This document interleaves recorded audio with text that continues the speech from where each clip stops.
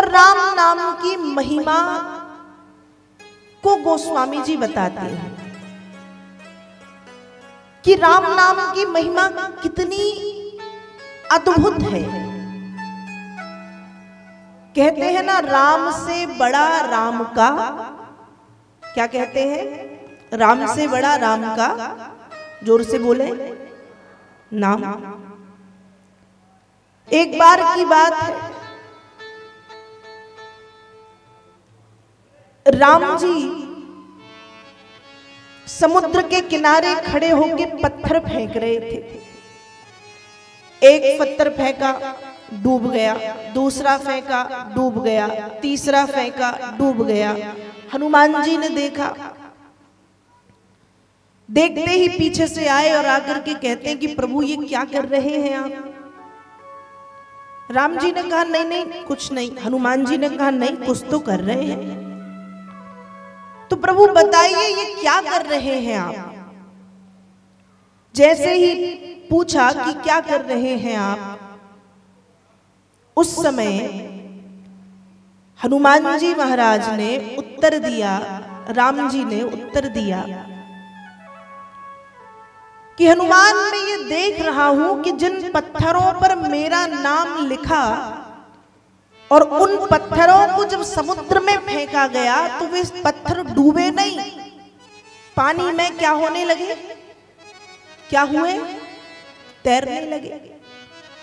तो जिन पत्थरों पे मेरा नाम लिखा था वो पत्थर पानी में तैर रहे थे, लेकिन आज जब मैं खुद पत्थर पानी में फेंकता हूं तो वे पत्थर डूब रहे हैं। मैं बार बार फेंकता हूं वो डूब रहे हैं, ऐसा क्यों?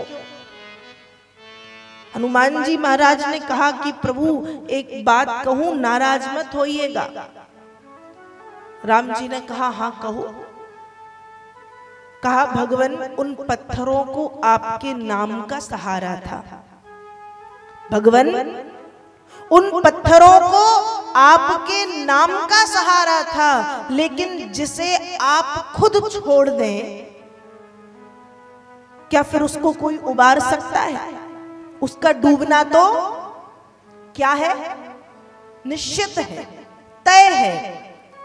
और प्रभु एक बात कहना चाहूंगा, नाराज मत होना, आपकी महिमा नहीं है, आपके नाम की महिमा है। किसकी महिमा है? नाम की। इसलिए कहते हैं राम से बड़ा राम का नाम। कल भी गोस्वामी जी मानस में लिखते हैं, आपने सुना कि राम एक तापस तिय तारी, नाम कोटि खल कुमति सुधारी। पर्सनली यदि देखा जाए तो राम जी ने तो एक दो लोगों को तारा होगा, किसी को स्पर्श से, किसी को दर्शन से, लेकिन राम के नाम ने नाम कोटि खल, एक दो नहीं, अनेक अनेक, कोटि, कोटि मतलब बड़े बड़े, खल दुष्टों का, मूर्खों का, पापियों का राम के नाम ने कल्याण कर दिया। राम एक तापस तिय तारी, नाम कोटि खल कुमति सुधारी। इसलिए गोस्वामी जी आगे लिखते हैं, राम नाम को कल्प तरु,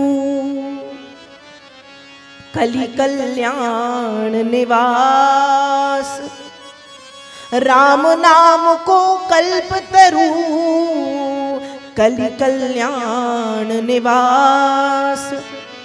जो सुमिरत भयो भांगते, तुलसी तुलसी दास। कहा राम नाम को कल्पतरु। कल्पतरु समझते हैं ना, स्वर्ग में एक पेड़ है, समुद्र मंथन के समय निकला, उसको कहते हैं कल्प वृक्ष। और कल्प वृक्ष का महत्व क्या है? कहा कल्प वृक्ष का महत्व यह है कि कल्प वृक्ष से जो मांगा जाए कल्प वृक्ष देता है। कल्प वृक्ष के सामने आप खड़े हो जाओ, आप जो इच्छा रखोगे आपको वो मिल जाएगा।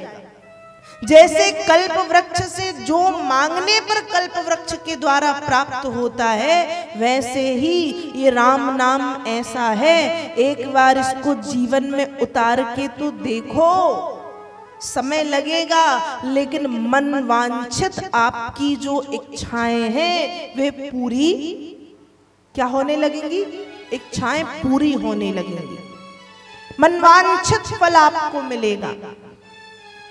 तुलसीदास जी कहते हैं कि मैं भी पहले भांग की तरह था, जो सुमिरत भयो भांगते तुलसी तुलसीदास, लेकिन जब से राम नाम का सहारा मैंने लिया तो भांग के पौधे से मैं तुलसी का पौधा बन गया। नहीं समझे? जैसे तुलसी के पौधे का महत्व घर घर में है, अभी आपने पिताजी से सुना, तुलसी के पौधे का महत्व घर घर में है। हर घर में जो हिंदू लोग हैं, जो सनातन धर्मावलंबी हैं, जो वैष्णव जन हैं, जो भगवान के भक्त हैं, उन सबके घर में आपको तुलसी का पौधा मिलेगा और सब उसका पूजन करते हैं। और भारत में नहीं, विदेशों में भी तुलसी के पौधे मिलेंगे। कुछ लोग पूजन करते हैं, कुछ औषधि के रूप में प्रयोग करते हैं।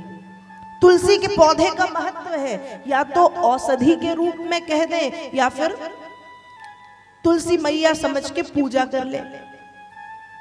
तो जैसे तुलसी के पौधे का महत्व है, वैसे ही जब से गोस्वामी जी कहते हैं कि मैंने राम नाम को आधार बनाया है, जब से मैंने राम नाम का आश्रय लिया है, मैं भी तुलसी के पौधे की तरह हो गया।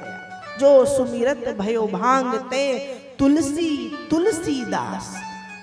तुलसीदास जी की जो रामायण है वो घर घर में गाई जाती। रामचरितमानस एक रामायण तो है नहीं, भारत में खूब बड़े बड़े विद्वान हुए रामचरितमानस को लिखने वाले, लेकिन यदि देखा जाए तो रामचरितमानस प्रसिद्ध किसकी है? किसकी प्रसिद्ध है? गोस्वामी तुलसीदास जी की। रामचरितमानस कन्नड़ भाषा में लिखी गई, तेलुगु भाषा में लिखी गई, तमिल भाषा में लिखी गई, मराठी भाषा में लिखी गई, और न जाने कितनी कितनी भाषाओं में रामचरितमानस की रचना भारत के विभिन्न संतों ने की। लेकिन प्रसिद्ध कौन सी रामायण है? जो तुलसीदास जी ने लिखी। कहाँ लिखी? चित्रकूट के घाट पर भई संतन की भीड़, तुलसीदास चंदन घिसे तिलक देत रघुवीर। जहां पर स्वयं राम जी सरकार ने आके तुलसीदास जी के माथे पर तिलक लगाया है राम कथा के लेखन कार्य को प्रारंभ करने का, कि तुम लिखो, पीछे मैं खड़ा हूं। और स्वयं श्री हनुमान जी महाराज पधारे हैं उस राम कथा को सुनने के लिए और उस राम कथा के लेखन कार्य को संपूर्ण कराने के लिए। तो रामायण तो कई लिखी, तमिल में, कन्नड़ में, तेलुगु में, मलयालम में, मराठी भाषा में, अनेक अनेक भाषाओं में। लेकिन जो रामचरितमानस की रचना गोस्वामी जी ने अवधी भाषा में की, वो रामचरितमानस घर घर का गायन है। भारत के हर घर में गोस्वामी जी की रचना मिलेगी आपको, हर घर में ये टीका मिलेगा आपको, ये वाला, ये छोटा, बड़ा, इतना बड़ा या इससे और बड़ा, हर घर में मिलेगा ये। तो गोस्वामी जी लिख रहे हैं कि जो सुमिरत भयो भांगते तुलसी तुलसी दास। तुलसीदास जी को महत्व कैसे मिला? राम कथा लिखी, राम जी के नाम का आश्रय लिया, तो राम नाम की महिमा अद्भुत है।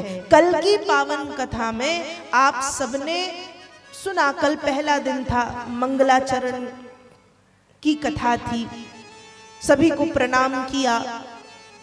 गोस्वामी जी ने गुरुजनों की वंदना की, संत की वंदना, साधु की वंदना, सत्संग की महिमा बताई, साधु की वंदना भी की, संत की वंदना भी की और असंत की वंदना भी की है गोस्वामी जी ने।